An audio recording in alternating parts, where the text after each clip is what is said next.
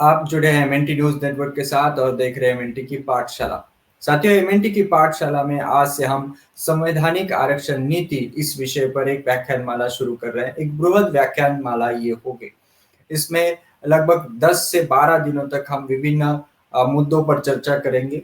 ये जो बृहद विषय है संवैधानिक आरक्षण नीति, उसको हमने छोटे छोटे हिस्सों में विभाजित किया है और उसमें हम चर्चा करने वाले हैं। भारत का ऐसा कोई व्यक्ति नहीं होगा कि जिसने आरक्षण के बारे में सुना नहीं हो या आरक्षण ये शब्द सुना नहीं हो, क्योंकि ये संवैधानिक एक मसला है, संवैधानिक मुद्दा है जो इस देश के हर एक व्यक्ति के जीवन के साथ जुड़ा हुआ है।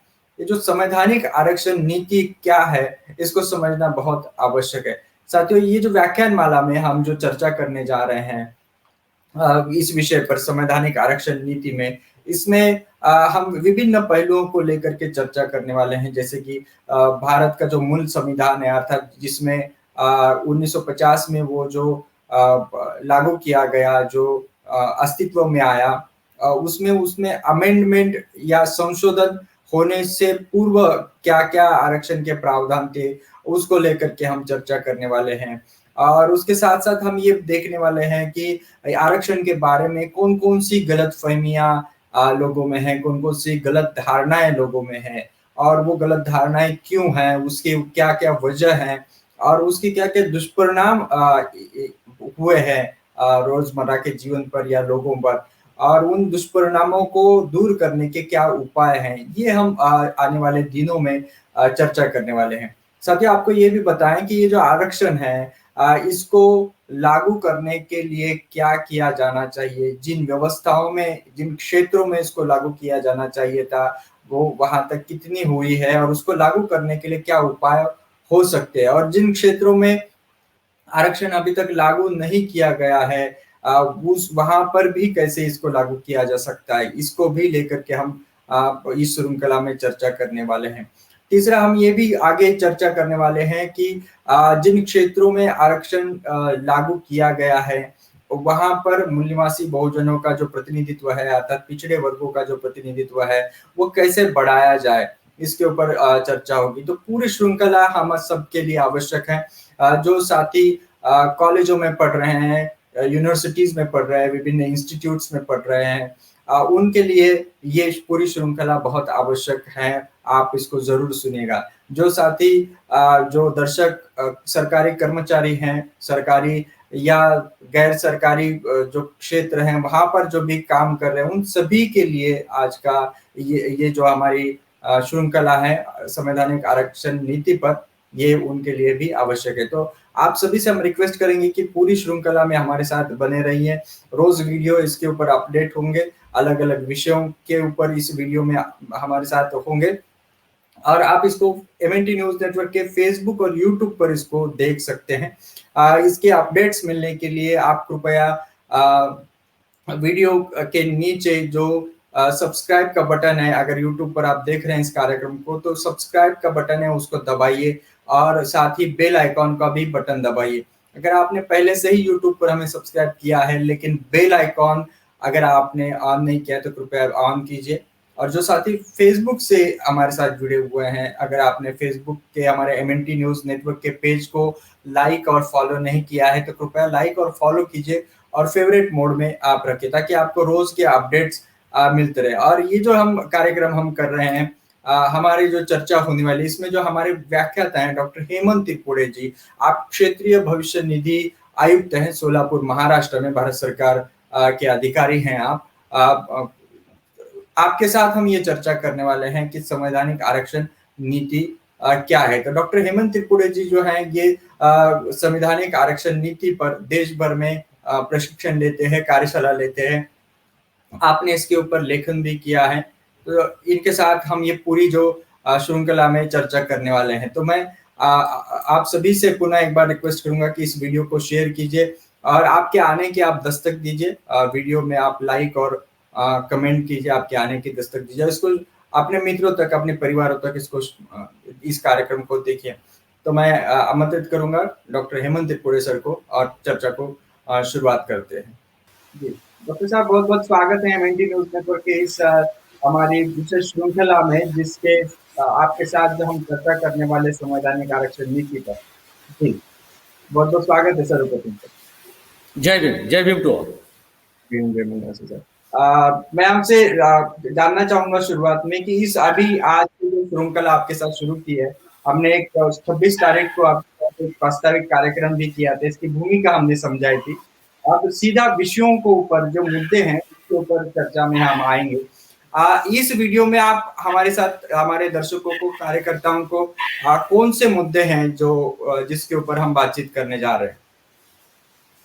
ओके, आज हम जो पहला सब टॉपिक कवर करेंगे वो है कि जो ओरिजिनल अनअमेंडेड कॉन्स्टिट्यूशन है, मीन्स वो संविधान जो भारत ने 26 जनवरी 1950 को एडॉप्ट किया था, वो मूल संविधान जिसमें तब उसके पश्चात जो कोई भी अमेंडमेंट हुए, उस अमेंडमेंट होने के पूर्व वाला संविधान, means that constitution which was originally adopted by the Republic of India on 26 जनवरी 1950। इस ओरिजिनल संविधान में आरक्षण के क्या प्रावधान थे, ये एक पहला सब टॉपिक होगा। दूसरा, आरक्षण का आधार क्या है, संवैधानिक आरक्षण नीति का आधार क्या है, क्या यह जाति आधारित आरक्षण है जो कि कॉमन परसेप्शन है सोसाइटी का, समाज का, इवन जो राज्य है उनका और जुडिशरी है उसका भी। तो आरक्षण का आधार क्या है, इस पर चर्चा होगी। आरक्षण का आधार जाति है, यह भावना, यह मिसकंसेप्शन हमारा किस तरह से डेवलप हुआ, यह बात, यह ओपिनियन, यह परसेप्शन हमारा किस वजह से हुआ, इस बात पर हम चर्चा करेंगे। जाति आधारित आरक्षण है यह मानने की वजह से पिछड़े वर्गों पर इसके और entire constitutional policy of reservation पे और जो राइट टू रिप्रेजेंटेशन है उस पर इसके क्या डिजास्ट्रस इफेक्ट हुए, क्या दुष्परिणाम हुए, इस पर हम चर्चा करेंगे। यह जो मिसकंसेप्शन है, यह जो फॉल्स नोशन है कि आरक्षण जाति पर आधारित है, इसको दूर करने के लिए क्या एडमिनिस्ट्रेटिव स्टेप्स लिए जा सकते हैं और इसकी करेक्टिव एक्शंस क्या हो सकती है, यह सारी चीजें हम आज के सीरीज में शेयर करेंगे। जी जी, तो सबसे पहले हम जो आपने जो शुरुआत में कहा था कि जो मूल संविधान है अर्थात जो 1950 को जो स्वीकृत हुआ, लेकिन जिसमें कोई अमेंडमेंट या उसमें संशोधन नहीं हुआ था, कोई शोध नहीं हुआ था, उस संविधान में जो आरक्षण से संबंधित प्रावधान है उसके ऊपर हम आपसे अभी चर्चा करना चाहेंगे। जी, उस ओरिजिनल कॉन्स्टिट्यूशन में संविधान ने रिजर्वेशन को केवल 2 एरियाज में इंट्रोड्यूस किया था। रिजर्वेशन इस कंसेप्ट को ओरिजिनल कॉन्स्टिट्यूशन में केवल 2 एरियाज में लागू किया गया था। एक तो public services, that is services under the state, जो कि आर्टिकल 16(4) के तहत प्रिस्क्राइब किया गया, और दूसरा क्षेत्र था रिजर्वेशन इन लेजिस्लेचर्स, स्टेट लेजिस्लेचर्स और लोकसभा में। राज्य की विधानसभा, संसद की लोकसभा, इसमें आरक्षण, यह एक पहला क्षेत्र था जिसे हम पॉलिटिकल रिजर्वेशन कहते हैं, और दूसरा क्षेत्र था public services, that is services under the state. केवल इन्हीं 2 एरियाज में ओरिजिनल कॉन्स्टिट्यूशन में रिजर्वेशन के प्रोजेक्ट को इंट्रोड्यूस किया गया था, अप्लाई किया था। अभी थोड़ा सा हमें फाइन ट्यून ये करना पड़ेगा कि जो हम बड़े ही कैजुअली बोलते हैं कि रोजगार में या एम्प्लॉयमेंट में रिजर्वेशन दिया गया है संविधान में, तो एम्प्लॉयमेंट ये बहुत बड़ा एरिया होता है, रोजगार ये बहुत बड़ा क्षेत्र होता है जिसमें आपका ऑर्गेनाइज सेक्टर आ जाता है, अनऑर्गेनाइज सेक्टर आ जाता है, फिर प्राइवेट सेक्टर आ जाता है। तो ये एंटायर रोजगार के क्षेत्र में हमें रिजर्वेशन नहीं प्रोवाइड किया गया है। केवल जो सर्विसेज, जो सेवाएं राज्य के अधीन आती है, दो services which fall under the jurisdiction of the state, केवल इन्हीं राज्य की सेवाओं के अंडर में रिजर्वेशन को अप्लाई किया गया था। तो यह कहना कि एंटायर रोजगार में हमें आरक्षण दिया गया है, यह इनकरेक्ट होगा, ठीक नहीं होगा। अभी जो आर्टिकल 16 क्लॉज 4 है, यह आर्टिकल जब ड्राफ्टिंग कमेटी स्टेज पर और उसके पहले भी माइनॉरिटीज की जो कमेटी थी, उस माइनॉरिटीज की कमेटी से यह आर्टिकल 16(4) का उगम हुआ था। उन्होंने जो सजेस्ट किया, उस माइनॉरिटी सब कमेटी ने जो सजेस्ट किया, उसको ड्राफ्टिंग कमेटी ने ले लिया, उस पर चर्चा हुई, उस पर चर्चा होने के बाद, उसको फाइन ट्यून करने के बाद, सभी के प्रपोजल्स एक्सेप्ट होने के बाद ये 16(4) ये वाला फाइनलाइज्ड प्रोविजन हमारे सामने आया। ड्राफ्ट कॉन्स्टिट्यूशन में ये आर्टिकल 10 क्लॉज 3 यह था। अभी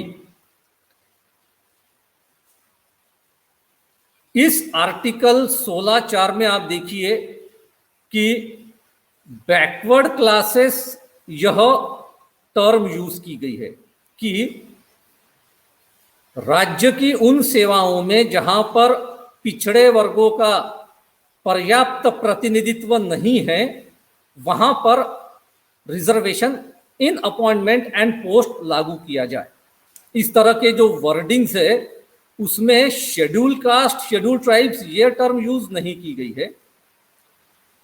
बैकवर्ड क्लास ये ब्रॉडर टर्म यूज की गई है।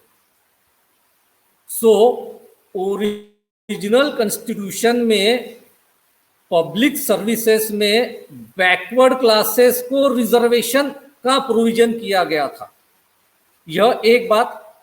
अभी दूसरी बात, पॉलिटिकल रिजर्वेशन, सीट्स रिजर्व्ड इन लोकसभा, सीट्स रिजर्व्ड इन स्टेट लेजिस्लेचर्स, ये जो आर्टिकल 330 और आर्टिकल 332। अभी जब यह आर्टिकल को इनेक्ट किया जा रहा था, तब स्पेसिफिकली शेड्यूल कास्ट और शेड्यूल ट्राइब्स इन टर्म्स का यूज किया गया है। मतलब जो पॉलिटिकल रिजर्वेशन है उसमें स्पेसिफिकली शेड्यूल कास्ट और शेड्यूल ट्राइब इन वर्गों को रिजर्वेशन के प्रावधान किए गए हैं राजकीय आरक्षण के क्षेत्र में, और जो राज्य की सेवाएं हैं, जो पब्लिक सर्विसेज है, उनमें आरक्षण को लागू करते समय केवल SC ST नहीं तो बैकवर्ड क्लास ये ब्रॉड टर्म यूज की गई है। अभी यह आर्टिकल 16(4) का जो इवोल्यूशन है, यह भी एक इंटरेस्टिंग और थोड़ा सा टाइम कंज्यूमिंग टॉपिक है। जस्ट इंपॉर्टेंट चीजें शेयर करता हूं कि बाबा साहब अंबेडकर जी यह चाहते थे कि इस आर्टिकल में जो एडिक्वेट रिप्रेजेंटेशन ये फ्रेज है, यह फ्रेज उसमें ना हो। ड्राफ्टिंग कमेटी के पास जब माइनॉरिटी सब कमेटी का सुझाव आया, तब बाबा साहब ने यह सजेस्ट किया था कि जो एडिक्वेट रिप्रेजेंटेशन की बात कही गई है, ये फ्रेज वहां पर ना हो। उनका यह मानना था कि अगर एडिक्वेट रिप्रेजेंटेशन, यह फ्रेज वहां पर रहेगा तो कि इन वर्गों का एडिक्वेट रिप्रेजेंटेशन राज्य की सेवाओं में है, यह बात जो है यह ओपिनियन ओरिएंटेड बात हो जाएगी और यह इंटरप्रिटेशन की बात हो जाएगी, और इस बात को फिर अलग अलग कोर्ट्स में चैलेंज किया जा सकता है। यह आशंका बाबा साहब को थी और इसीलिए वो चाहते थे कि एडिक्वेट रिप्रेजेंटेशन, ये वर्ड्स उसमें ना हो। अभी राजकीय आरक्षण, SC STs, reservation in public services, backward classes.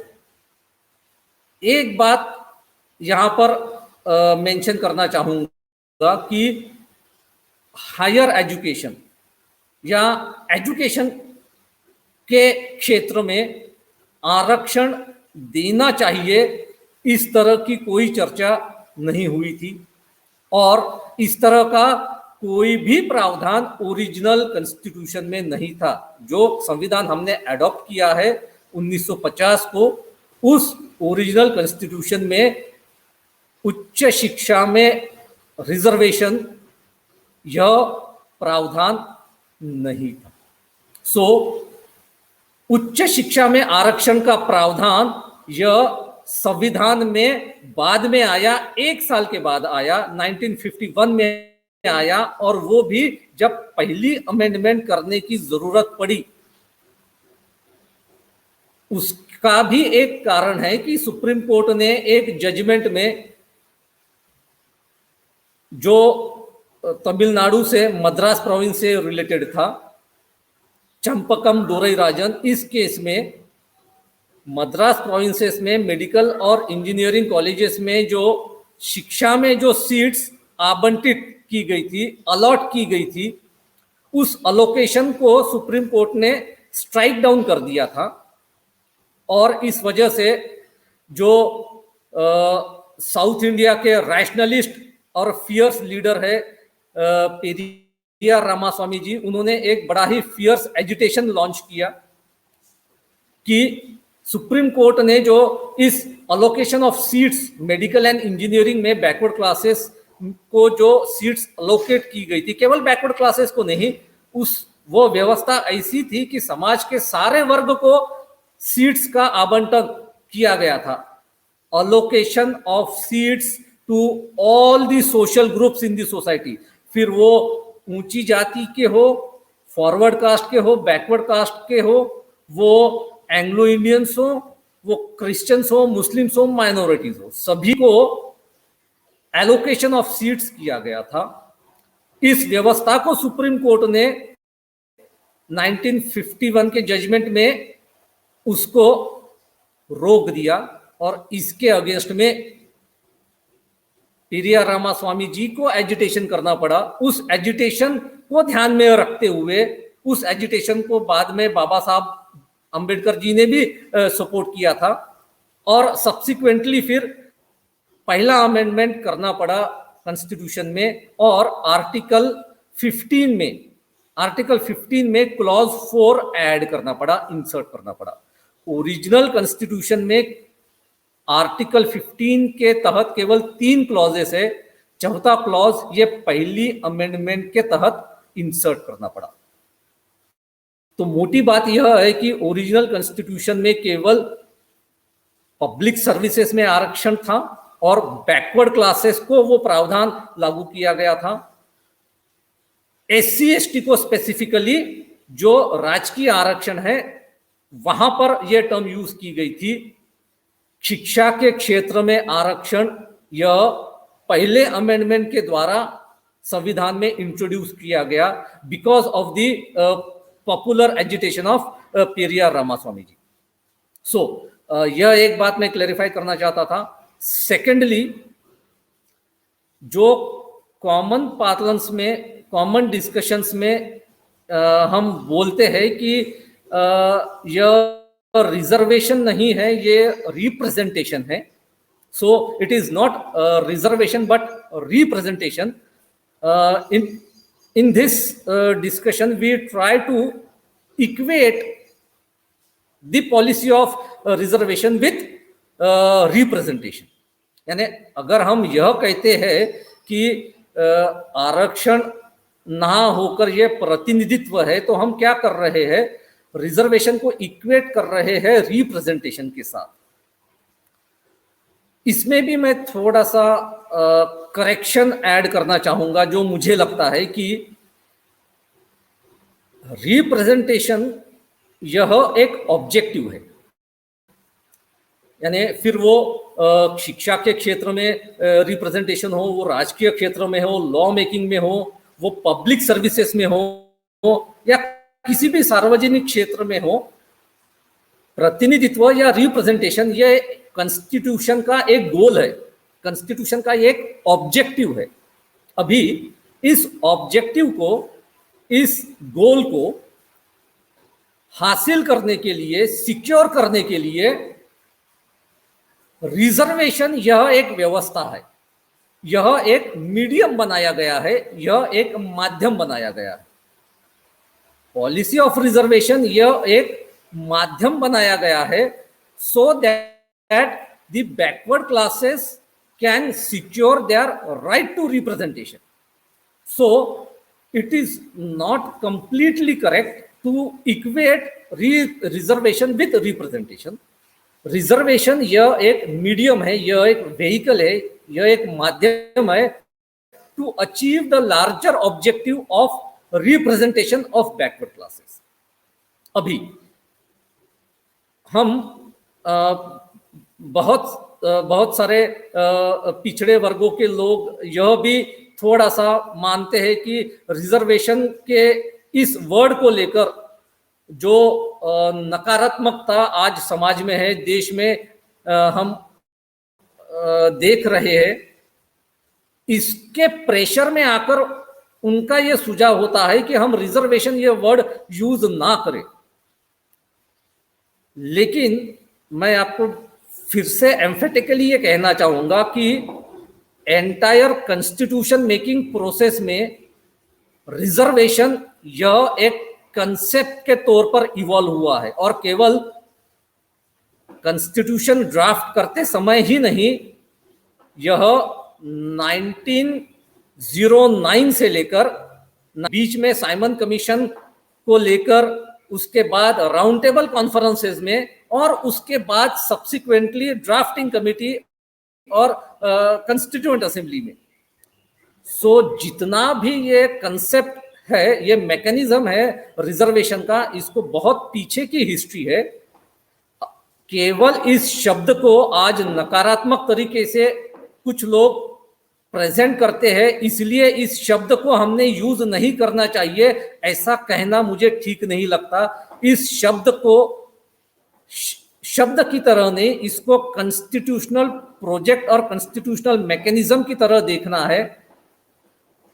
हम यानी अगर आसान एग्जाम्पल में मैं बताऊं कि अगर मेरा नाम हेमंत है और मुझे कोई हेमंत इस नाम से चिढ़ा रहा है, तो मेरा नाम मैं बदल नहीं दूंगा।